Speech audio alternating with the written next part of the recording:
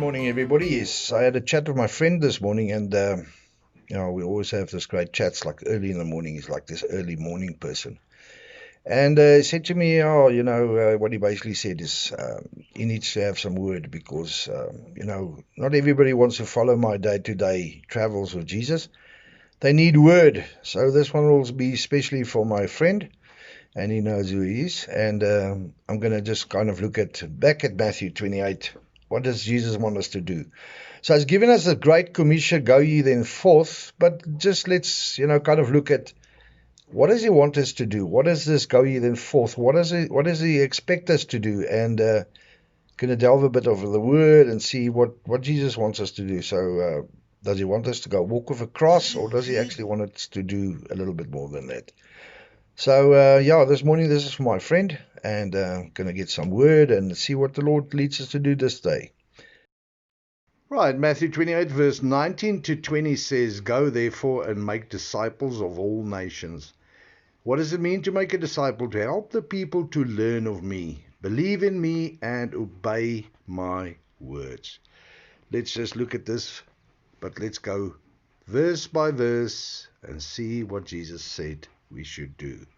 Sometimes we just read the whole chapter, and sometimes we just stop at one word. So let's go through it again. Right, so Jesus starts with two words. Go, therefore. Right, you're more than welcome to go look at the Greek translation of the word go, what it actually physically means.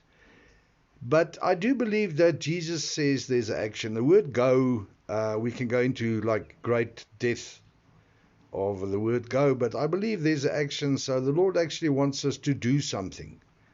So we must move. There's a movement. There's something we must do. Now, just let's look at that. That's right. Jesus wants us to go. My friend always says to me, Jacobus, not everybody is called to go preach the gospel. Some of us has to work.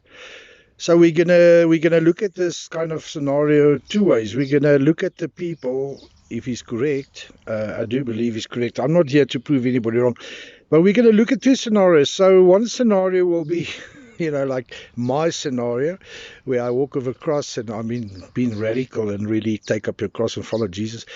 And the other scenario will be the one where we, be in the world, we do a job and stuff, taking consideration Matthew 28, go. So let's start with the people that's now physically in the world. What must they do? They're going to work and stuff, so let's look at that. So yes, the way the Lord has showed me to spread the gospel is to basically give them a couple of messages, very easy. First of all, I tell people to repent. Secondly, I tell them to get baptized. Thirdly, I tell them to follow Jesus. And fourthly, to keep the Sabbath. So the way the Lord has shown me to spread the gospel is basically very simple. Go, I go take up my cross and I follow Jesus. And then he says, repent. First, the message is to repent.